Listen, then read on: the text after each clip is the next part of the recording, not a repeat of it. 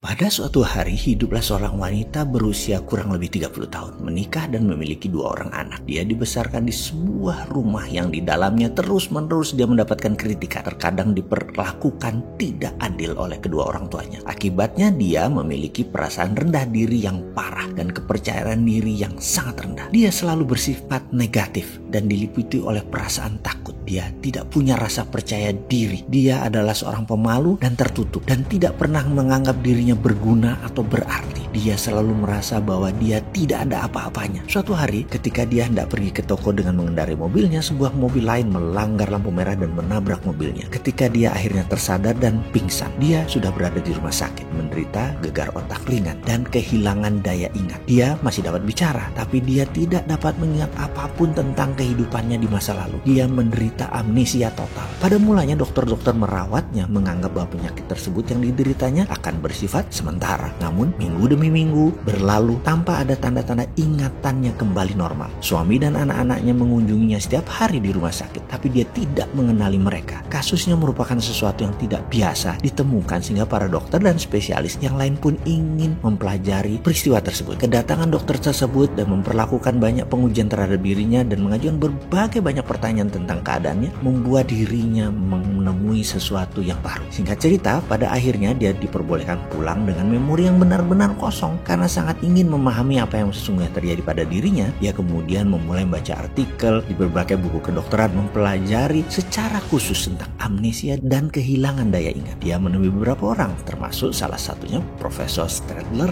untuk diterapi. Singkat cerita, akhirnya dia membuat tulisan tentang kondisi kesehatannya. Tidak lama setelah itu dia diundang di berbagai konvensi kedokteran dan membawa makalah yang dia tulis, menjawab berbagai pertanyaan yang diajukan kepadanya tentang amnesia yang dideritanya dan berbagai pengalaman serta ide-ide baru dalam fungsi neurologis apa yang Profesor Stadler arahkan. Yang jelas ada sesuatu yang terjadi yang sangat menakjubkan. Dia berubah menjadi orang benar-benar baru. Semua perhatian yang dia terima baik di rumah sakit maupun setelahnya membuat dia merasa berharga, merasa penting dan merasa benar-benar dicintai oleh keluarganya. Perhatian dan penghargaan yang dia terima dari profesi kedokteran telah meningkatkan self-esteemnya dan penghargaan atas dirinya atau self-respectnya menjadi jauh lebih tinggi. Dia menjadi seorang wanita yang benar-benar positif, percaya diri, ramah, pandai komunikasi, pengetahuan yang luas dan banyak diminta untuk berbicara serta memiliki kemampuan dalam bidang profesi kedokteran. Semua ingatan tentang masa kecilnya yang negatif telah habis dihapus. Rasa rendah dirinya pun telah hilang. Dia menjadi seorang yang baru. Dia telah mengubah